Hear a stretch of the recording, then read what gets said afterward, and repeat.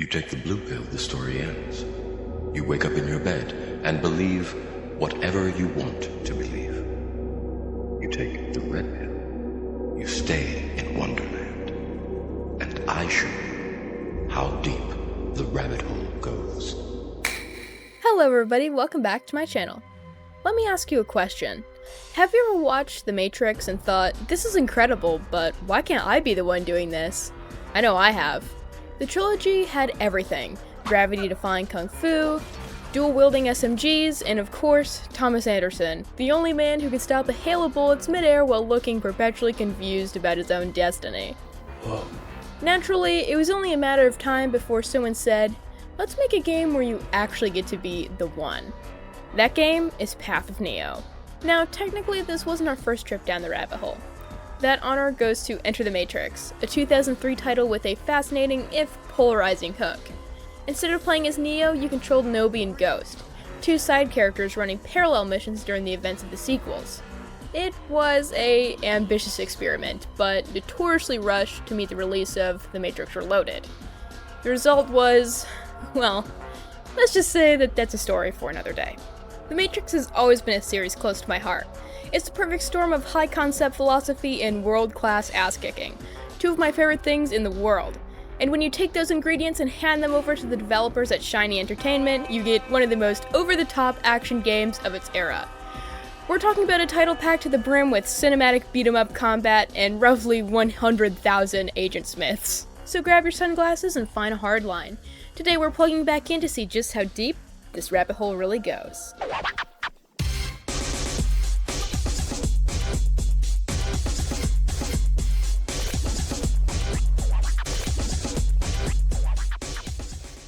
Hitting shelves in November of 2005 for the Xbox, PlayStation 2, and PC, Path of Neo was an ambitious attempt to let players experience the entire trilogy through the eyes of the man himself. The hook was simple. Instead of forging a brand new narrative path, the developers choose to hug the original storyline as close as possible, albeit with a healthy dose of extra action to keep things interesting. It's a premise that gave the team plenty of wiggle room. From leaning on a beloved, pre-existing franchise, they could spend less time world building and more time refining the adaptation. Of course, the stakes are still sky high with a strategy like that. If you don't capture the specific philosophy and high-octane energy that made the film so iconic, you're going to have a lot of very angry fans on your hands, no matter how good the combat feels. Plus, trying to translate a character like Neo into a playable format is a nightmare right on its own. I mean, how do you take a guy with godlike, limitless power and make him feel balanced, relatable, and most importantly, fun to control? It's a challenge that would put even the best developer to the ultimate test. With that knowledge in mind, Shiny worked closely with the Wachowskis to ensure that they got everything right. Their first move of action was to shift the lens of the story just a little further back, starting out with you as Neo falling asleep in front of his computer. After meeting Morpheus for the first time and choosing what pill you'd like to take, you enter your first challenge. A dream set in a 3D version of the original lobby in the 1999 film. You're tasked with taking out an onslaught of enemies heading at you with increasing difficulty, forcing you to quickly assume your controls and mechanics, alongside simple tutorial prompts. How far you'll make it in the challenge determines your difficulty throughout the rest of the game. You'll really have to believe you're the one if you want to get through this challenge. The game, just like the films, takes a lot of inspiration from other media, which really comes through in the tutorial section of the game. That we'll talk about in just a moment. But it's clear a lot of heart and soul went into the game. Each level and aspect completely thought out and really optimized for the player. Whether or not it actually shows, well, we'll just have to see.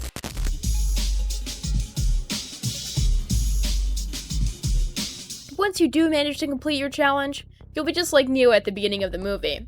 Just another office worker hacking for the truth in his free time.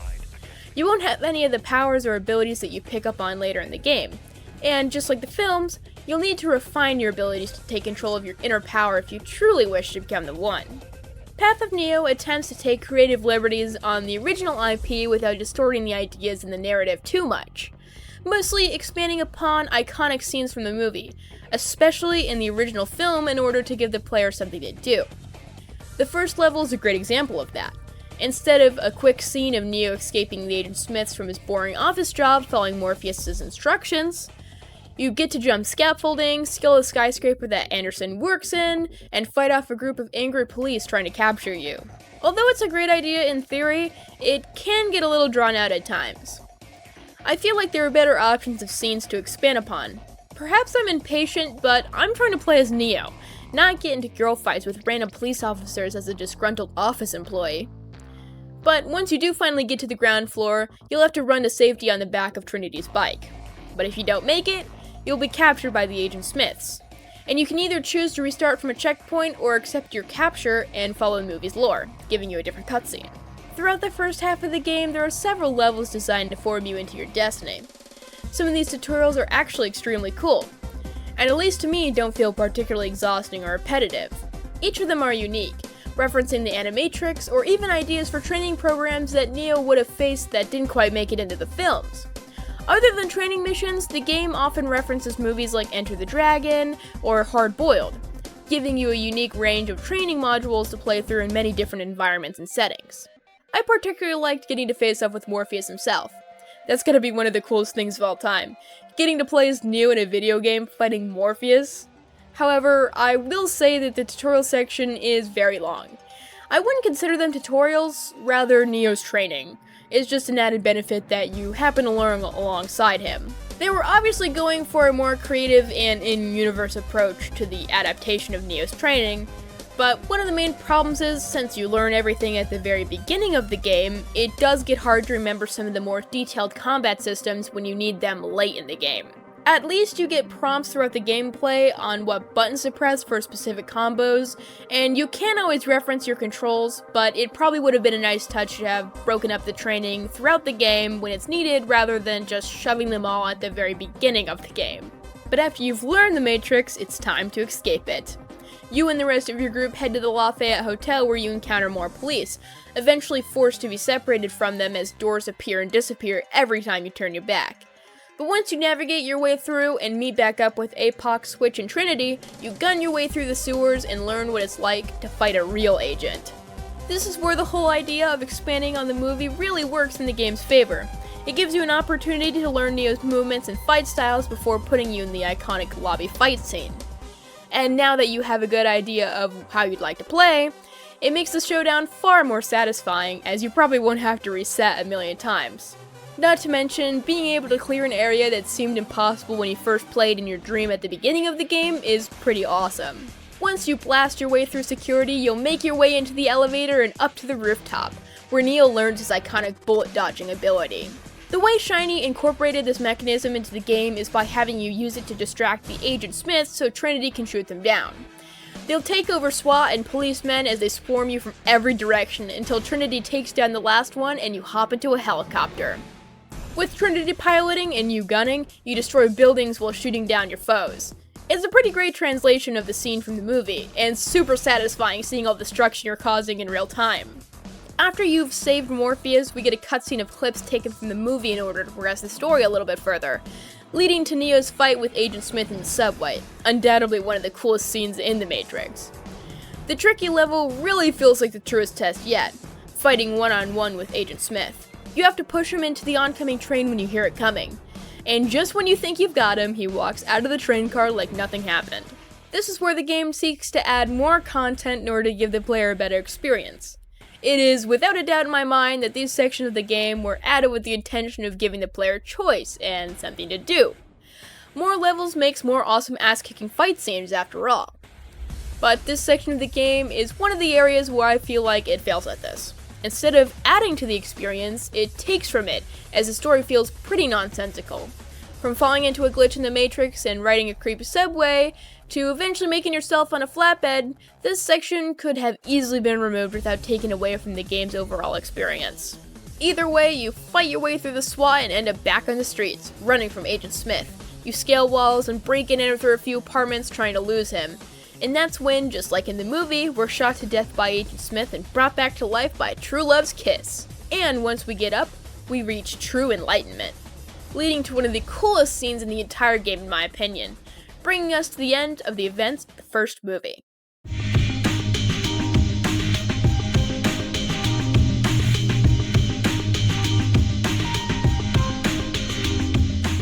After all this, the game takes a twist into a new direction. Instead of following a level-by-level narrative like they chose for the original film, you're given missions. You've completely accepted your destiny as the one, and now you have to pull others out of the Matrix too. You'll have to save all sorts of people, from a former police officer turned security guard, a raver, a healer, an artist, a librarian. You have the option to complete these missions in whatever order you'd like. And once you do, you face off with the upgraded agents from the Matrix Reloaded. It's a pretty fun fight scene and really pushes your abilities to the limit, especially after playing against the police force and regular Agent Smith for so long. But once you've proven yourself worthy, you're given a brand new set of missions to complete, saving each one of your fellow red pillars from being destroyed by the agents. Now it's time to talk about by far my favorite scene in the whole game. I'm talking about the one where you fight a million Agent Smiths, all piling up on you and attacking you at once. I just think the way that this level plays is super cool. It gives you the illusion that you're completely surrounded by enemies, when really only a few are fighting you. It adds a lot of pressure, which is why it makes finishing combos look so amazing when you manage to pull them off. Not to mention, being surrounded by the group gives you more opportunities to use your ability to take out multiple enemies with awesome flashy finishers. When you fly away from it all, the game fast forwards you to the Merovingian's chateau, throwing you right into a fight. What's cool about this fight is it's one of the only times in the game where your opponents are wielding melee weapons, and if you so choose, you can pick from tons of unique weaponry displayed on the wall. If you're anything like me though, you'll still be brute forcing your way through these guys. After securing your victory at the chateau, you're thrust into a series of bizarre new levels for you to navigate, which feel far removed from the grounded aesthetic of the films. To say these stages are strange is an understatement. For example, do you remember the time that Neo battled a swarm of anthropomorphic ants in the movies? Well, neither do I. This entire segment feels like it was put together via Mad Libs, and the gameplay quickly becomes repetitive and tedious as it shifts from high-octane kung fu to a sluggish gimmick. Because these ants are only vulnerable to fire, you're limited to a handful of attacks with a fire stick, which makes the combat incredibly dull. Eventually, I found myself just sprinting past them towards the exit rather than engaging in the mechanics. The area is so massive and poorly laid out that it was the only point in the game where I actually had to consult a tutorial just to find my way around. Well, I appreciate the core concept of exploring the weirder corners of the Matrix, and I'll always enjoy watching Neo defy gravity. This is just another instance of where the expanded levels unfortunately missed the mark, feeling more like filler than an actual meaning addition to the lore.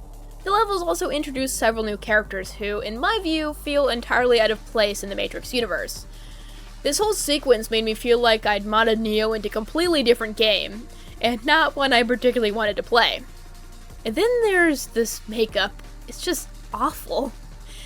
The character design is genuinely off-putting. I'm not sure if the goal was to make this character look sexy, but it certainly didn't land for me. Every time I was forced to team up with her, I just found myself counting the seconds until I didn't have to be next to her anymore. The conclusion of these stages involves rescuing this character from some witchy chick, which feels remarkably anticlimactic considering we have no connection to this character at all. And to make matters worse, the boss fight itself is pretty lackluster. After you finally beat the witch within an inch of her life, your new sidekick saves the day with an ultrasonic scream. Given the absurdity of it all, Neo's reaction here feels like the only appropriate response. Whew. Now that that's finally over, we can jump ahead to some of the better parts of this game, with Neo finally up against the yin to his yang.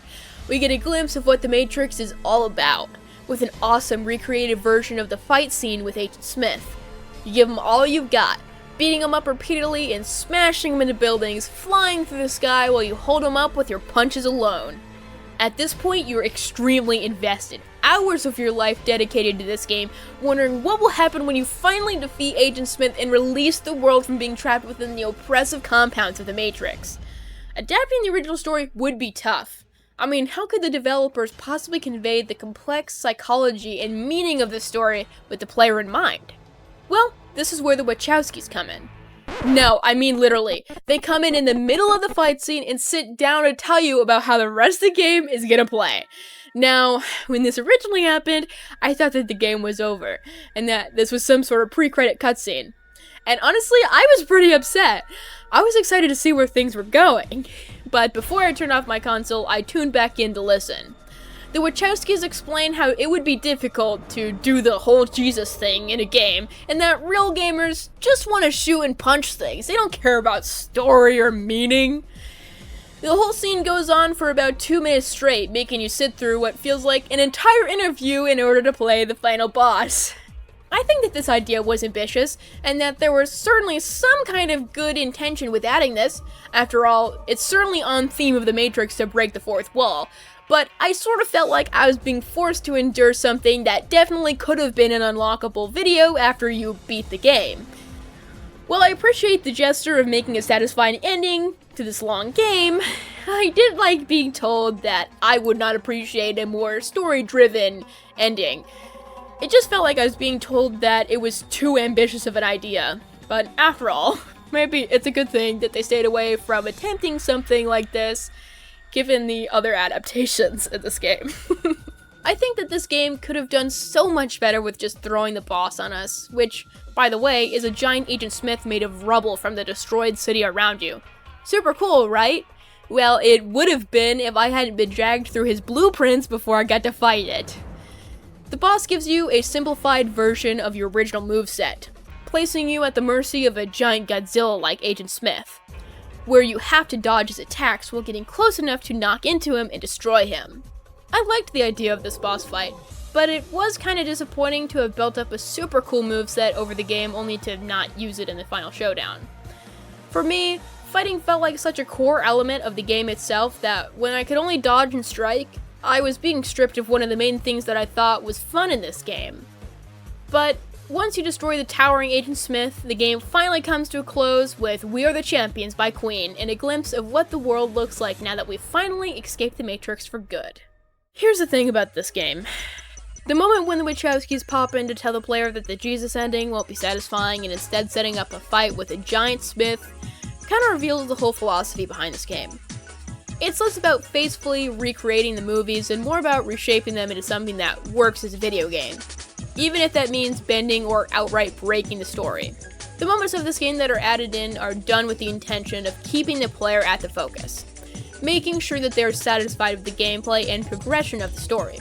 Everything from the weird ant people to the scantily clad screaming lady. Of course, the real issue is that the execution doesn't quite live up to the idea. Still, you can tell what they were going for, and with a bit more polish and effort, it could have really turned into something genuinely great. It's hard to really fault something created with this much heart and soul, even if poorly executed.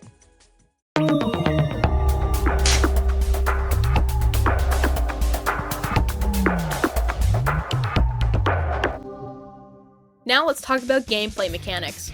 Starting out with the positives, the hand-to-hand combat is incredibly snappy and refreshing. There's an insane amount of moves and major combos that let you bounce between enemies, especially when they surround you. Whenever you pull off a combo, the game enters slow motion, and I like to pan the camera around Neo to get the full Matrix experience as it kicks ass.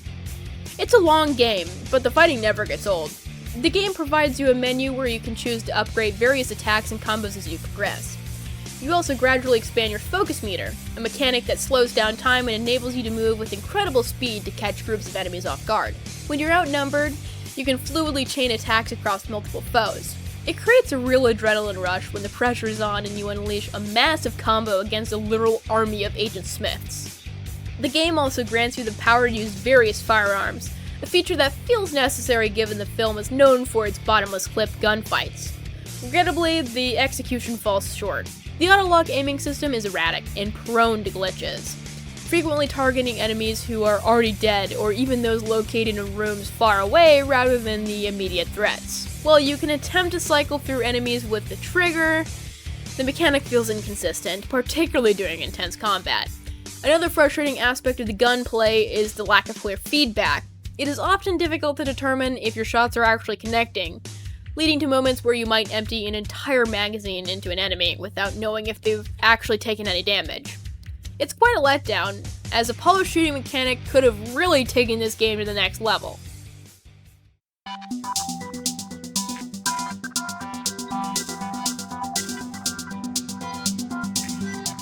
Oh, Path of Neo. In my estimation, the quintessential Matrix gaming experience. It effectively serves as a love letter towards the franchise, meticulously packaging in nearly every element a die-hard fan could desire from this digital universe. For those who hold the original cinematic trilogy in high regard, this title is an essential journey that mirrors that passion. However, reflecting on the experience brings to light several frustrating creative departures. The inclusion of certain original content feels misguided, particularly in the infamous fourth wall break. While that moment has arguably become the game's most iconic and defining scene, it represents a tonal shift that doesn't quite do it for me. The game also runs like a total mess sometimes.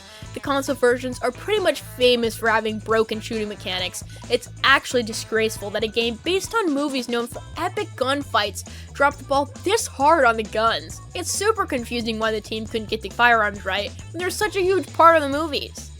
You think that the PC version would be the way to go, but honestly, it just brings its own bag of glitches and crashes the party, so not exactly a smooth ride over there either. Even with all those big problems, it's hard to be too mean to a game that clearly tried its best to be awesome. And when you get down to it, Path of Neo gives you what you need from the series. It's a total rush of high-speed kung fu, the madness of huge brawls, and the cool feeling of seeing some legendary moments brought to life in a 3D world. It's a game that you're definitely gonna remember. It's clunky, it's buggy at times, but you can't deny it had a ton of ambition. Well, if you enjoyed this trip down the rabbit hole, let me know in the comments below. Oh, and if you enjoyed this style of video, then let me know, because it was a lot of fun. It definitely took me a lot longer to script and record this, though. But I'd love to hear what games you would like to hear me cover next. Oh, and don't forget to do all those YouTuber things everyone's been talking about. And until next time, have a perfectly dark day.